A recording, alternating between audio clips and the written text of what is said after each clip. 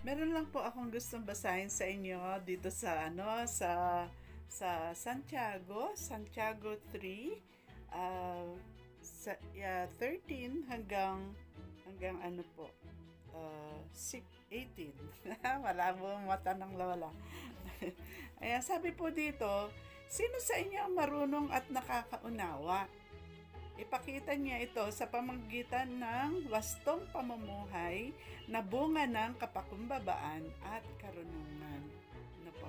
Ngunit kung ang naghahari sa inyong puso ay inggit at makasariling hangarin, huwag ninyo iyang ipagmalaki at huwag ninyong ikaila ang katotohanan. Ang ganyang karunungan ay hindi galing sa langit, kundi makalupa, makalaman at mula sa demonyo. Wow. Sapagkat saan man naghahari ang inggit, no, at makasariling hangarin, naghahari din doon ang kaguluhan at lahat ng uri ng masamang gawa. Ngunit ang karunungang mula sa langit, una sa lahat ay number 1, malinis. Number 2, mapayapa. Number 3, maamo. Number 4, mapagbigay. Number 5, puno ng awa. Masaganang namumunga ng mabubuting gawa, hindi nagtatangi at hindi nagkukunwari. Namumunga ng katwiran, ang binhi ng kapayapaang itinatanim ng taong maibigin sa kapayapaan. Nakita po natin mga kababayan ang nangyayari sa ating kapaligiran dito sa Pilipinas. Ano po? May mga taong mainggitin. Ano po? merong makasariling hangarin. At ano nangyayari? Ayun, gumagawa ng kung ano-ano na sabi nga dito ano tawag dito? Yun daw karunungan na gano'n, no? May pagkainggit na ganyan, ay hindi galing sa langit, kundi dito sa lupa at mula sa demonyo. So, makita po natin yung contrast ng dalawa nating presidente. Yung ex at saka yung present. Yung ex, ayan, kitang-kita nyo na dito siya no? Doon sa makalupa. Kasi imagine mo, 2 years pa lang ating president, gusto na niyang ibagsak. At actually, sinabi na ng Lord yan na buhat pa nung umpisa pa lang ng panunungkulan na President Ferdinand Marcos Jr.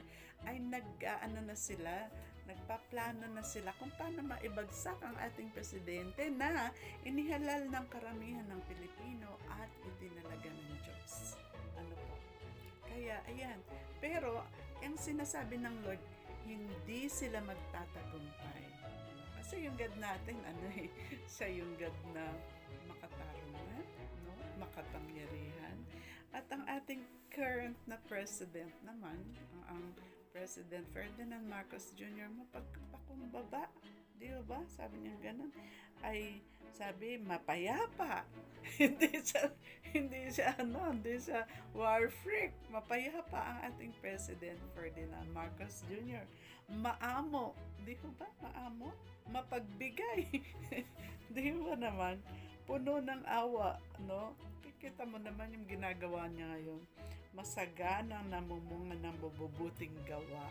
Nakita natin mga gawa ng ating president, diba? Para sa ikabubuti ng mga Pilipino, no? Andiyan pa bahay, patubig, mga tulong, ganyan. Tapos sabi niya ganun, hindi siya nagtatangi at hindi nagkukunwari. So, ang nangyayari, namumuhay o namumunga ng katuwiran, matuwid. At yan po, kailangan ng bansa natin. Alam niyo po ba ang sinasabi sa Biblia na ang righteousness and justice exalt the nation. Gusto ba natin matanyag mataas ang ating bansa? Kailangan natin ng righteousness. Hindi natin kailangan na ang mga ginagawa nitong ating ex-president. No po? Mura dito, mura doon. Ang sabi ng anak, resign dito, mag-resign ka na. Ganyan. So mga kababayan, sino ba pipiliin natin? Ikaw ba ay sa makademonyo o sa makadiyos? Kasi ang linaw naman dito, no? Na, na nanggagaling sa sabi hindi galing ang ganyang karunungan. Sabi nila na meron siyang matinding the political strategy at ang ex-president natin, di ba? Ano yung kanyang strategy? Ibagsak ang presidente. Kung ano-ano ang mga pinagsasasabi sa presidente natin na isa siyang bangag, isa siyang isa siyang hindi nakagraduate, mga ganun. Siyang mahina, ganyan, na sobra siyang makapang, tawag dito, manira, ayun.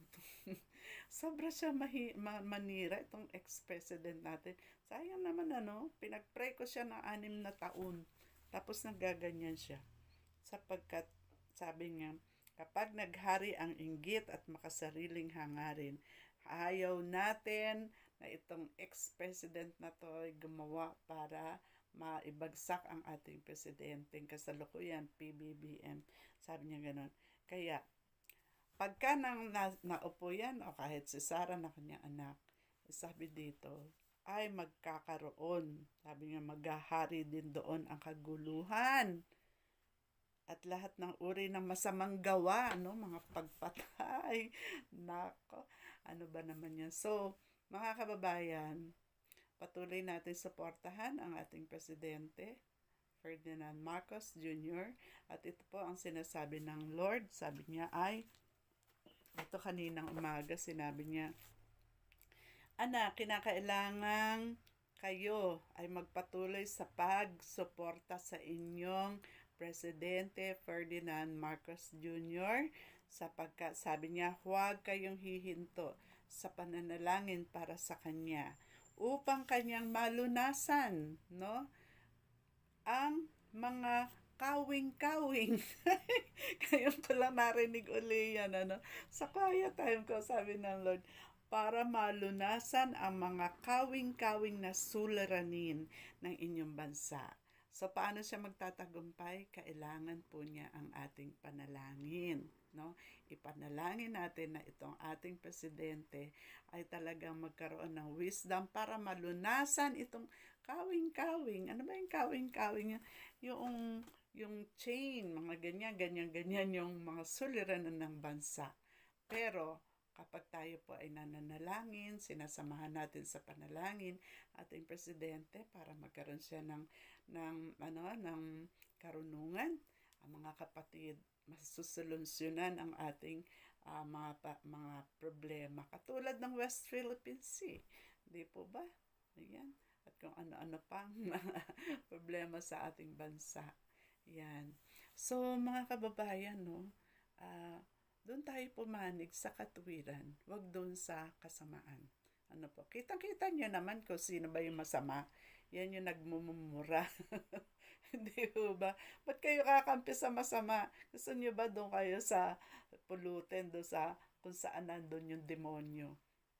Yan, linaw niya nasa Bible yan. Kaya, doon tayo sa makatwiran, mga kababayan. Huwag tayo kumampi sa sa pagsasalita pa lang, alam mo na sa demonyo na yan, di ba? Di ba? So, yan po. Tandaan po natin na po, doon tayo sa makatwirang tao, lalo na sa ating presidente. So, ito po ngayon, ang inyong lola, nagsasabi sa inyo na kapag ang Diyos ang ating gabay, kaysa ng buhay. So, subscribe na po kayo kay Lola Madam, at saka mag-follow na rin po kayo kay Gloria Cagastian Villanueva sa TikTok. So, God bless everyone. Bye-bye!